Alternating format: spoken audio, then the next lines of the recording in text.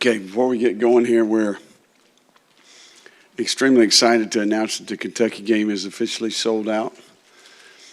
It certainly is a compliment to, this program, right? The history, the tradition here, the passion that our people have for this place. And again, I can't emphasize enough, University of Florida is a special place. It's impacted a lot of people.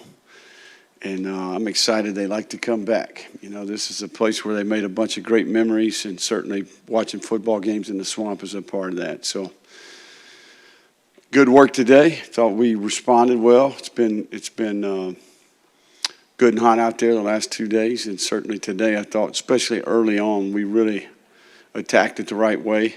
Faded a little bit at the end, but I think we had the right approach. So we'll clean it up tomorrow and Friday and get ready to go. What questions we got? All right, we'll start with that, Kurt. So I asked you about Ricky today and his recruitment, but what does he bring to this receiver room that it kind of needed?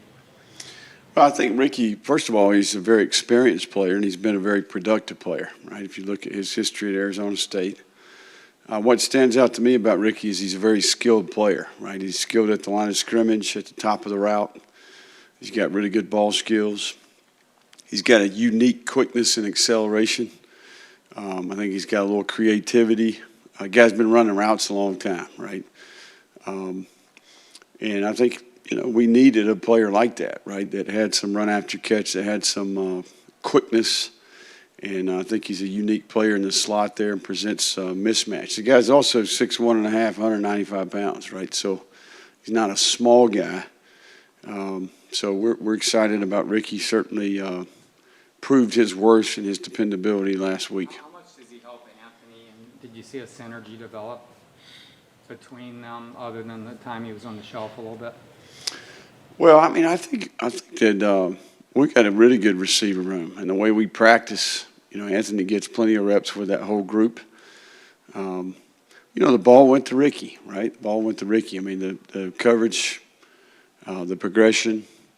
Ricky got some opportunities in the game, and, we're hopeful that all players have synergy. That's a good word. I like that word. But, I think that whole group there, I've been pleased with. I think we're getting closer and closer to being where we need to be. Hey, Coach, obviously week one, you guys did not want to pull out all the stops and show your entire hand for the rest of the competition. How important was it for you to see Anthony and the rest of the team just execute the offense you asked them to, as opposed to having to delve into some kind of trick plays and gag like that? Man, you don't know me very good. We're going to do whatever we need to do to win each week. We don't hold anything back. It's a single event, right? It's a single mission, right? We're trying to capture or defend something. We're going to do everything that we can to win the game, right? And we never hold anything back. That life, that world does not exist in college football, in my opinion. Certainly with the approach that we want to take. So I think we're more focused on the execution piece. I think we have work to do when it comes to detail and discipline to execute fundamentals and techniques, communication, alignment, eye discipline, in-game decision-making. Those are the things that we're focused on right now. We need to improve in those areas.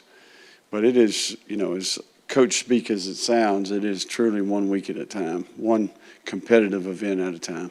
Billy, having looked at the film and everything, did Anthony see the field as well as you thought he would? Did he make his progressions, et cetera, like that? Are you pleased with what you saw out of that?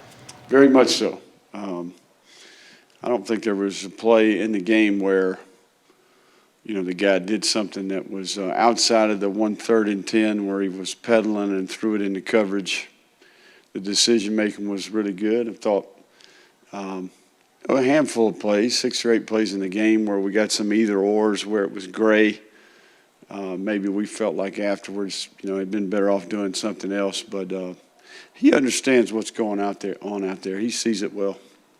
What are you seeing in Coach Raymond's teachings that's rubbing off on Jason and the rest of the corners? I think that group is very much a work in progress. You know, they continue to improve and develop. They're getting more comfortable in the new scheme, the new techniques that are being taught. You know, it's good to get Jason back, you know, for him to be able to participate. Certainly, we got some good young player in Devin Moore there. And we're excited that Jaden Hill has actually started doing some things in practice this week, and anticipate getting him back here pretty soon. So that room there can be a strength for our team. And Corey Raymond's he's the best, right? And proof's in the pudding, and I think his track record speaks for itself. And we're really excited about the combination of the veteran and Corey and then Patrick. You know, those two, I can't imagine having a better group of coaches in the secondary than those two. Coach, I know for your peer, for Jenny Rowland and the gymnastics team, they live by a real simple saying. It says that pressure is a privilege, right? Because you work so hard for the big moment and you want that pressure of living up to it. Why is that something that you and the football team can kind of aspire to as well as this young season progresses? Yeah, you know, I think in these venues, these environments, you know, this league, you know, this level of kind of it's magnified, right? You got a lot of people watching. I think, you know, I always try to flip the script in my head with myself and our team. You know, it's really opportunity, right? I think as soon as I see the word pressure in my mind, I say opportunity, right? And I think if we can take that approach and view it that way, you know, we get to do it. We don't have to do it, right? So, I mean, this is truly a privilege. I mean, heck, to play in this league at a place like the University of Florida is a special experience and one that, you know, not everybody gets to do. So it's opportunity, and I think we try to view it that way. But I think, like you mentioned there, they're doing something right over there, and we've got a ton of respect for their approach. Why do coaches say that they see the most improvement from week 1 to week 2?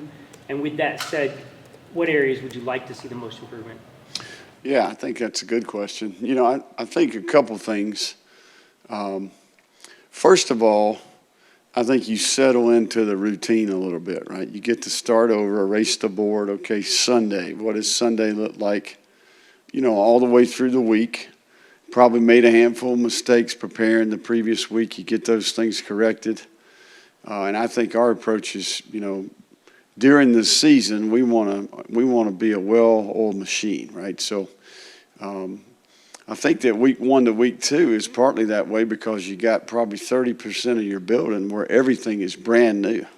You know, I mean, they've never done any of this before. And I think that's magnified with a new staff, right? I'm hopeful that we will improve each week and get consumed with the process of preparing the team, right, so that they can play with confidence. And really, that's your job as a coach, right? You're a teacher, and step by step throughout the week, you're trying to recreate the game in a practice setting. You're trying to do that. So I think that's really what we're consumed with. You know, I don't know that I could put together a laundry list of things. I mean, I don't know that we did anything elite in the game. I think we did a lot of things very average in the game and some below average. And we made some wow plays, right? There were times where we did it exactly right, and it was beautiful, right? But the percentage of that was too low for me, right? So we want to have more plays where we have 11 players doing exactly what they're coached to do, right? With that said, talking about the process, does it help having the same venue and the same game time almost? I do think it does help, right? Because the timeline is exactly the same and the venue's exactly the same, right? So, I mean, we quality controlled every minute of Friday, Saturday, you know, in terms of what that looked like, because that was the first time for the majority of people in the organization outside of a few players. I'm talking about everything, you know, every part. So I think we're going to be better. We learned some things. And I know we got a great group of people here throughout the building that take a lot of pride in their role.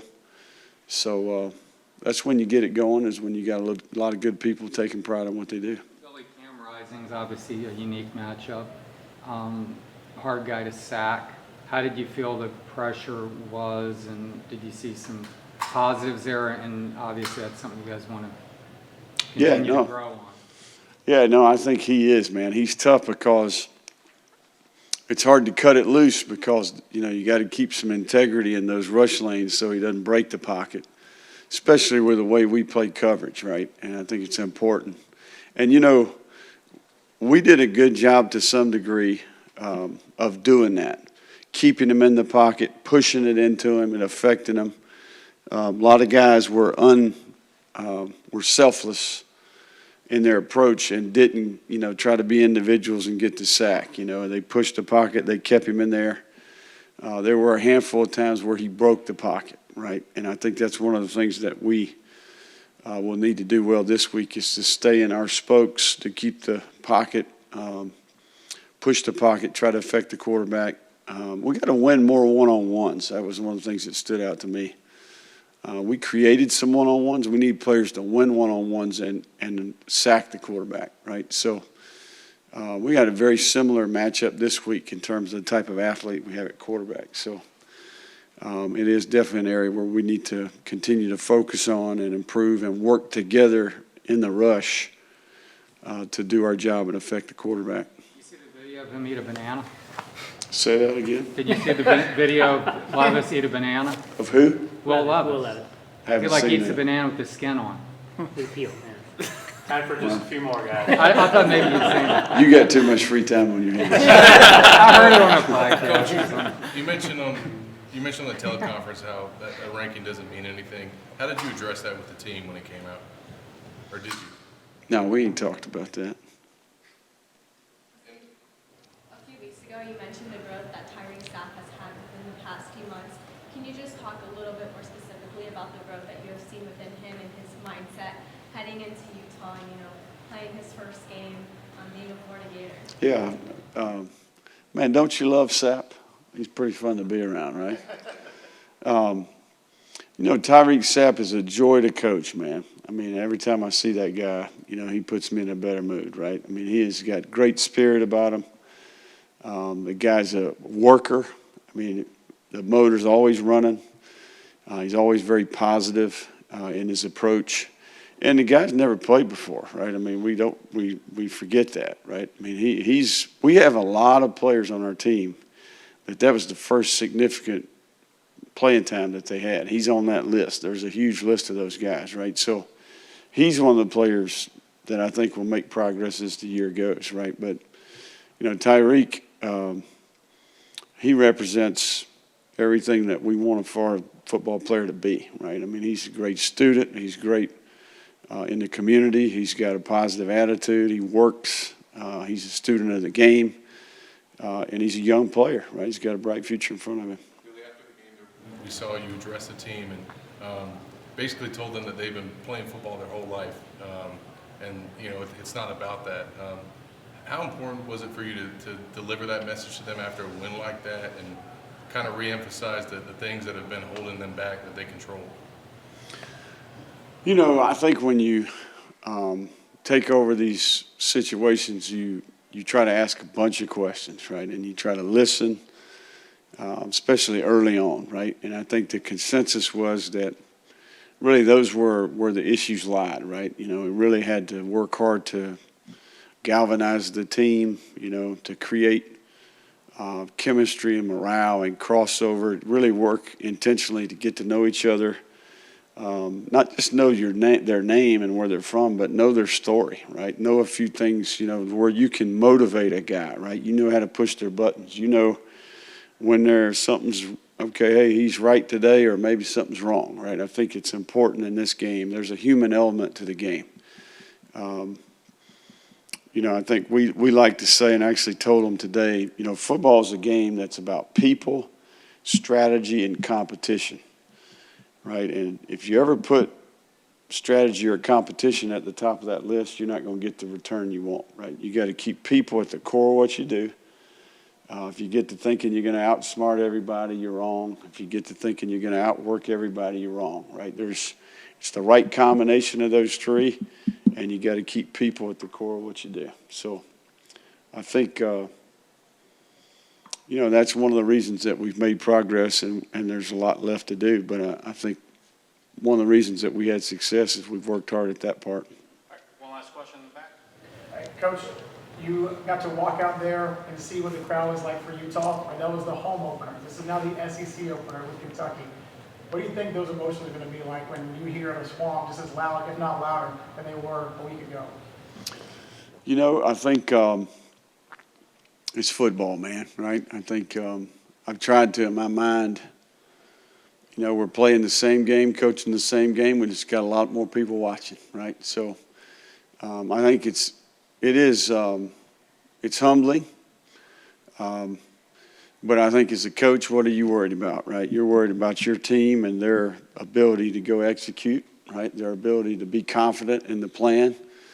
And then you try to keep your poise and make good in-game decisions to help the team win, right? And I think ultimately, you know, there is emotion with this game, but I think it's critical that we don't get too emotional, if that makes sense. And I think the players, you know, that poise, I think that's required, especially in big games, and certainly this week is a huge game. So I think it's a good question and one that, you know, it's important that we take the right approach.